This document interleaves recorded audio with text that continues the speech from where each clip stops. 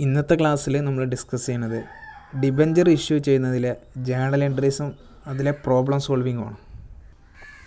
അപ്പോൾ issue of debenture എന്നുള്ള ഒരു ഭാഗമാണ് നമ്മൾ അവസാനമായിട്ട് റെഗുലർ ക്ലാസ്സിൽ സ്റ്റോപ്പ് ചെയ്തത്. അതിൽ അവസാനമായിട്ട് നോട്ട് ചെയ്തത് അതിലെ മോഡൽ ജേണൽ എൻട്രീസാണ്. ഇഷ്യൂ ഓഫ് ഡിബഞ്ചറിലെ മോഡൽ ജേണൽ എൻട്രീസ്. അപ്പം മോഡൽ ജേണലിസ്റ്റ് ഒന്നുകൊണ്ട് നമുക്കൊന്ന് ഡിസ്കസ് ചെയ്യാം. സ്ക്രീനിൽ നോക്കുക.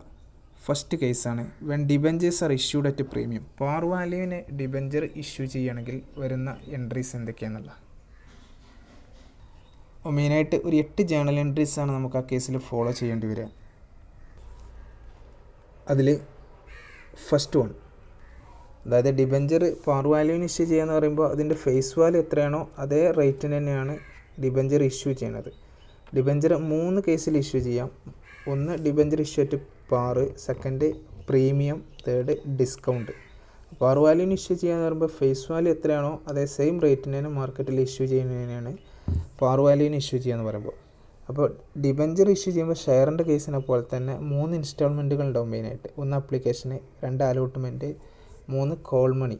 ഓക്കെ, അപ്പോൾ ഫസ്റ്റ് കേസ് നമ്മൾ ആപ്ലിക്കേഷൻ മണി റിസീവ് ചെയ്യുമ്പോഴുള്ള എൻട്രിയാണ് ഫസ്റ്റ് പറഞ്ഞത്.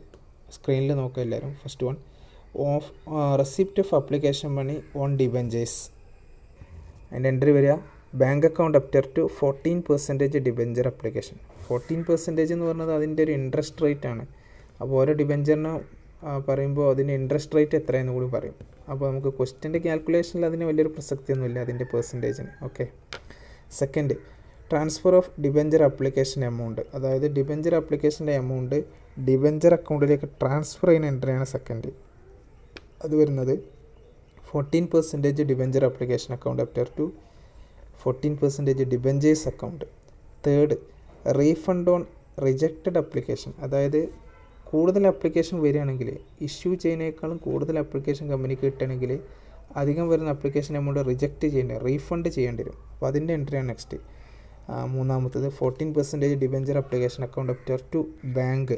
ഓക്കെ, നാലാമത്തത് adjustment of excess application money with allotment. അതായത് എക്സസ് ആപ്ലിക്കേഷൻ മണി ഉണ്ടാവുകയാണെങ്കിൽ, കൂടുതൽ ആപ്ലിക്കേഷൻ എമൗണ്ട് ഉണ്ടാവുകയാണെങ്കിൽ ഒന്നുകിൽ അത് റീഫണ്ട് ചെയ്യാം, അല്ലെങ്കിൽ അത് അലോട്ട്മെൻറ്റിക്ക് ട്രാൻസ്ഫർ ചെയ്യാം. ഓക്കെ, അപ്പോൾ ഈ 2 ജേണൽ എൻട്രിയിൽ ഏതെങ്കിലും ഒന്നാണ് ചിലപ്പോൾ വരിക. അതിന് ഓവർ സബ്സ്ക്രിപ്ഷൻ, കൂടുതൽ ആപ്ലിക്കേഷൻ വരികയാണെങ്കിൽ മാത്രമേ മൂന്നാമത്തെ 4ാമത്തെ എൻട്രി വരൂ. അപ്പോൾ 4ാമത്തെ എൻട്രി എന്താ പറയുക വെച്ചാൽ 14% debenture application account after to 14% debenture allotment account. Okay, അഞ്ചാമത്തത് അലോട്ട്മെൻറ്റിൻ്റെ എമൗണ്ട് ഡ്യൂ ആകുമ്പോഴുള്ള എൻട്രിയാണ്. അതിൽ 14% debenture allotment account after to 14% debenture account. Okay, next അലോട്ട്മെൻറ്റിൻ്റെ എമൗണ്ട് റിസീവ് ചെയ്യുമ്പോൾ receipt on allotment amount bank account after to 14% debenture allotment account. Okay, 7th call money due. കോളിൻ്റെ amount due ആകുമ്പോൾ 14% debenture call account after to 14% debentures account. Call money due ആകുമ്പോഴുള്ള എൻട്രിയാണത്. Last one call money receive ചെയ്യുമ്പോഴുള്ള എൻട്രിയാണ് bank account after to 14% debenture call account.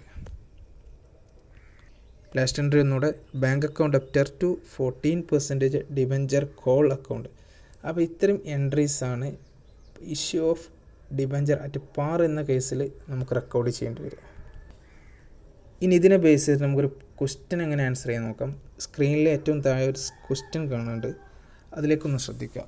Okay, global company limited issued 10,000 14% debentures of ₹100 each payable at ₹20 on application, ₹30 on allotment, ₹25 on first call and ₹25 on second and final call.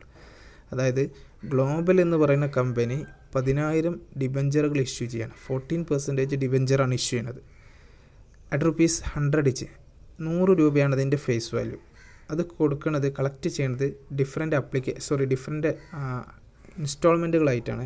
അതിൽ application ₹20, ആപ്ലിക്കേഷനോട് കൂടി 20, allotment ₹30, അലോട്ട്മെൻറ്റിൽ 30, ₹25 on first call and ₹25 on second and final call. അതായത് first കോളിനോട് കൂടി 25, second and final കോളിൽ 25 ആണ്. ഇങ്ങനെ total 4 ഇൻസ്റ്റാൾമെൻറ്റുകളായിട്ട് ₹100 collect ചെയ്യുന്നത്. Then all debentures were subscribed and all the amounts were received. എല്ലാ ഡിബഞ്ചറിനും കമ്പനിക്ക് അപ്ലിക്കേഷൻ കിട്ടി, അതുപോലെ എല്ലാ ഡിബഞ്ചർ ഹോൾഡേഴ്സിനും കമ്പനി ഡിബഞ്ചർ കൊടുത്തും ചെയ്തു, ഇഷ്യൂ ചെയ്തും ചെയ്തു.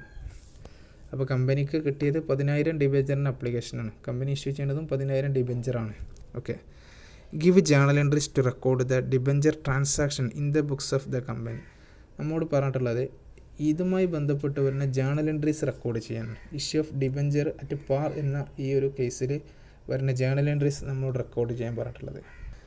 അപ്പോൾ ഇനി ഇത് എങ്ങനെ റെക്കോർഡ് ചെയ്യുക, എൻട്രീസ് ചെയ്താന്നുള്ളതാണ് നമുക്ക് ഡിസ്കസ് ചെയ്യാനുള്ളത്. അപ്പോൾ ക്വസ്റ്റ്യൻ്റെ സമ്മറി എന്ന് പറയുന്നത് 10,000 ഡിബഞ്ചറുകളാണ് ഇഷ്യൂ ചെയ്യുന്നത്. അതിൻ്റെ ഫേസ് വാല്യൂ എന്ന് പറയുന്നത് 100 ആണ്. അത് കളക്ട് ചെയ്യേണ്ടത് 4 ഇൻസ്റ്റാൾമെൻ്റ് ആയിട്ടാണ്.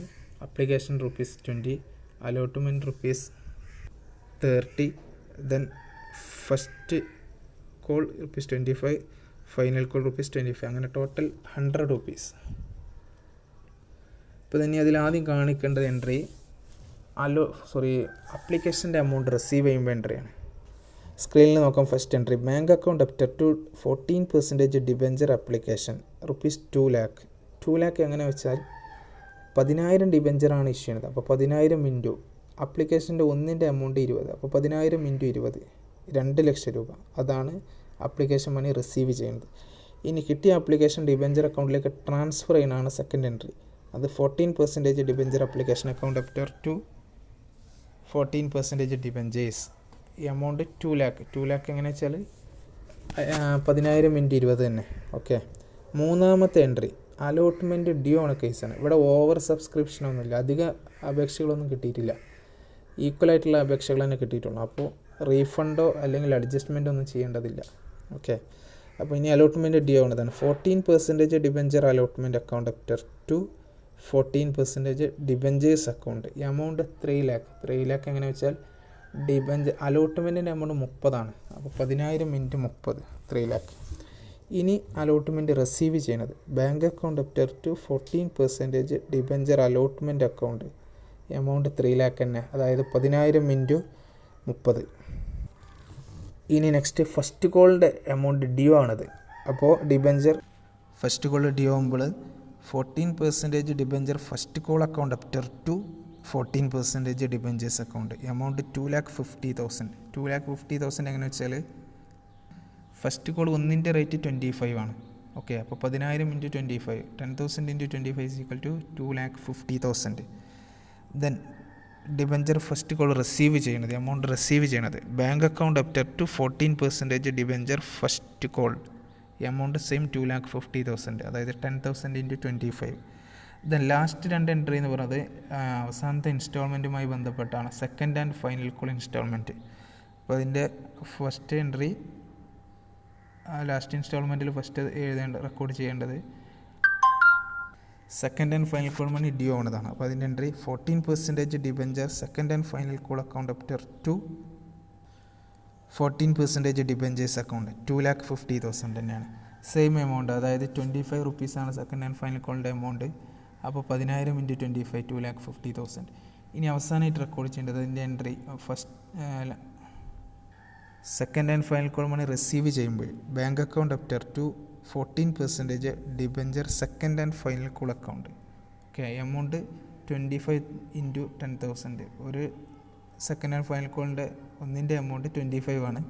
10,000 ഇൻറ്റു 25 2,50,000. അപ്പോൾ ഇത്രയും എൻട്രീസാണ് ഡിബഞ്ചർ പാർ വാല്യൂവിന് ഇഷ്യൂ ചെയ്യുമ്പോൾ റെക്കോർഡ് ചെയ്യേണ്ട എൻട്രീസ്.